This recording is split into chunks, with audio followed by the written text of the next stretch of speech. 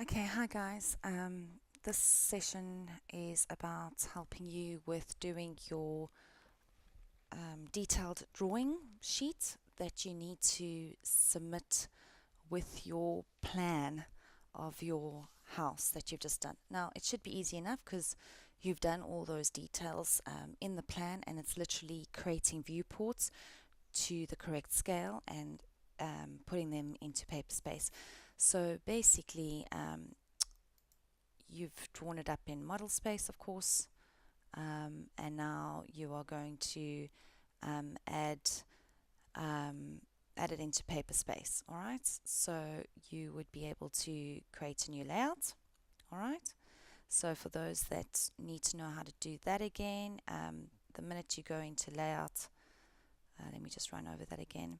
The minute you click into one of the layouts, a layout tab comes available at the top. All right, so there it is there, and you press new. All right, or the shortcut is actually typing layout, which is there. All right, great. So I've got my first layout. It's there. I've set up my page setup so that it's an A3 and it's right to the border sheet is right to the edge. And now I'm going to create 3 viewports. Now the easiest way to do that is actually typing in the word Vport. The other option is to actually do what you did for your singular viewport and then just repeating that action 3 times. I find this is just neater, so Vport, so there, Vports, all right, viewports, so that's the cutouts in the paper. Make sure you're in paper space, and up here there's single, vertical, whatever. We are going to go for 3 to the left, creating my 3 viewports, and I'm going to go OK, and I'm going to identify that space where I want it. All right, as long as it's in the area. Now I am in the wrong layer, so I need to just highlight all my viewports and make sure that they're going to be in the right layer. So when I turn off viewport so that it doesn't print those lines, it's off. All right, so there we go. Okay. All right, escape, and there they are there. So I'm wanting to work in this first viewport because I want to zoom in on my portico area. So I make that active. I change over to floating model space, and now I can work within this area. Okay, and so I just bring it into focus, and I type in on your drawing sheet, drawing set.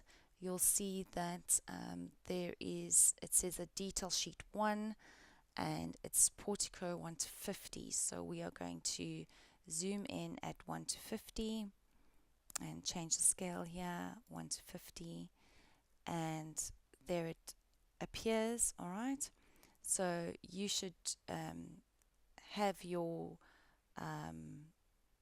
dimensioning on here, or it should appear with your first viewport of your whole floor plan. If not, you might have to do your dimensioning again on this detail. Okay, what you will see is that you must make sure that you type the command again, PS PSLT scale, all right, and make sure that that is at 0, and press enter, and then press RE and press enter. All right, and then all your dash lines that you have done in your model space should appear to the correct scale here in paper space. All right, so you can see that that is correct there. It's coming up, so that is fine. I'm happy with that. If I want to, I could change the scale here, line weight scale, but for now I'm just going to leave that. All right, so make sure that you add all your dimensions in this area. So for instance, if I were to do a dimension, I'd go to dimensions and then dimension that. So D-style, alright, close, that's all good. Okay, go to dimension linear, and I'm going to measure just that and bring that down. Okay, again, and I always forget this, just make sure you do it in the right layer, alright, so that it prints out to the right thickness. And there we go. So that's at 1 to 50. You can, my scale has changed, so 1 to 50. There it is there.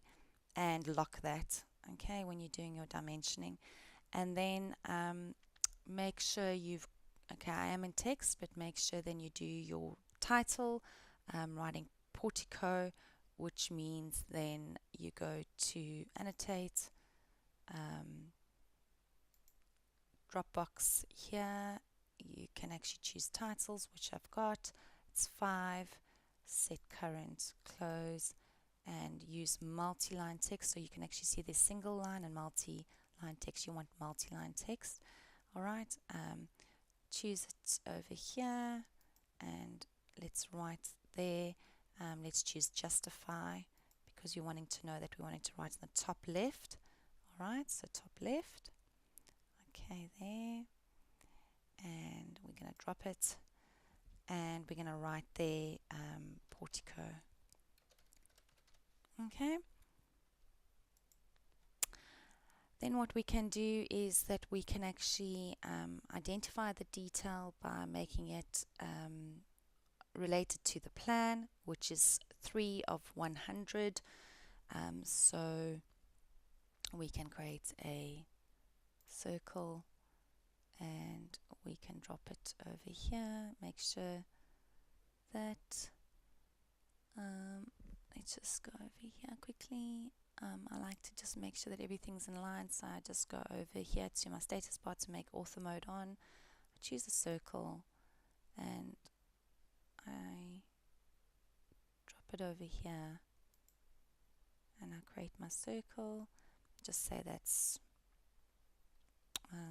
100. Okay, so that's a little bit small, so let's just make that a little bit bigger. Let's erase that. So you'll make a circle that's correct for you. Alright. Now you will see that everything does appear, whatever you're doing here, it does appear there. So in that case, what I have done previously in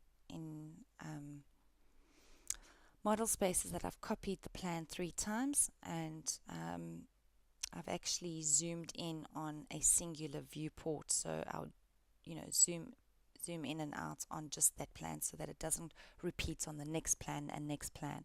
So you could do that if you want, and I'm just going to do that. Okay, and then I'm going to write 3. I write my text in there, 3 over 100.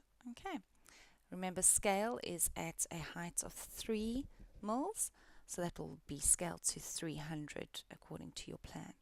Okay, do the same for this one. Just click on the viewport. You're working in model space.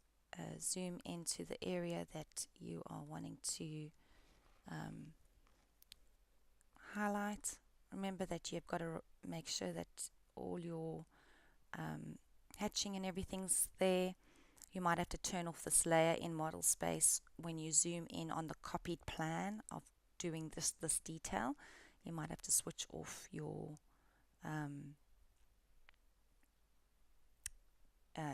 roof plan, your roof outline plan. And here we will just zoom in, and we will scale that. They've got it as 1 to 8. It's really that you do a scale to 1 to 8 on a detail. Normally it's 1 to 10. I'm not going to penalize you if you choose either or. So if I do 1 to 8, that's 1 to 8. If I choose 1 to 10, then that's 1 to 10. And the same thing, you need to add all your dimensions in the right location and be able to right there, garage right corner, and that is 1/100. And you can do that 1 to 10, and you can lock that view, and the same do for this one here. All right.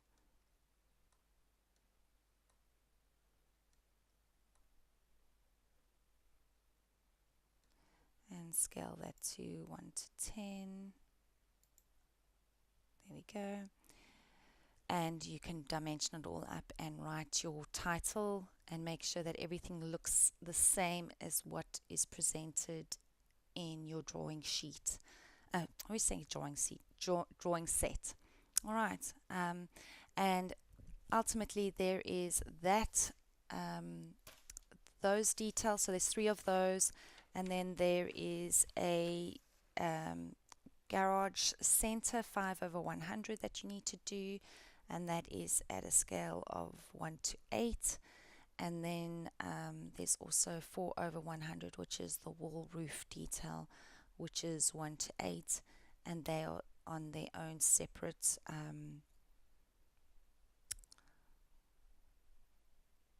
A3 paper. All right. I would keep it at 1 to 10 because it's a weird scale to say 1 to 8, but I'm not going to penalize you, as I said. Either if you do it at 1 to 8 or 1 to 10, just make sure that you write that scale down.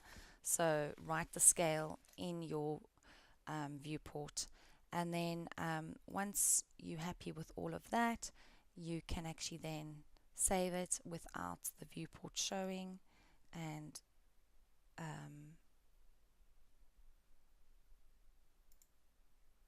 because I'm active in that screen, so I need to come out of that. So go into paper space.